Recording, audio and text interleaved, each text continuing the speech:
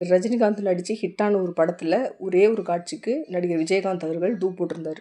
அது என்ன படம் அப்படிங்கிறத பற்றியும் அது என்ன காட்சி அப்படிங்கிறத பற்றியும் இந்த வீடியோவில் பார்க்கலாம் வாங்க. தமிழ் சினிமாவில் super star Rajinikanth, captain Vijayakanth 2 பேருமே ஒரே காலகட்டத்தில் நுழைஞ்சவங்க. 2 பேருமே ரசிகர்களோட மனசில் நீங்காத இடம் பிடிச்ச நடிகர்கள்.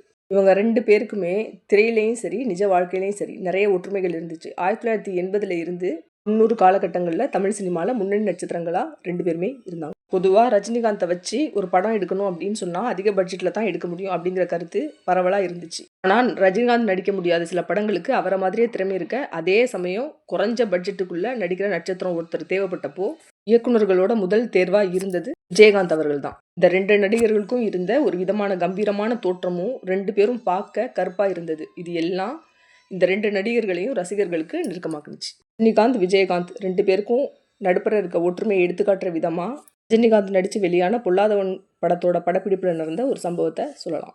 பொல்லாதவன் படத்தில் ஒரு குறிப்பிட்ட க்ளோஸ்அப் காட்சியில் ரஜினிகாந்தோட கண்களை வச்சு ஷூட் பண்ணும்போது இந்த காட்சிக்கு ரஜினிகாந்தோட கண்கள் பொருத்தமாக இல்லை.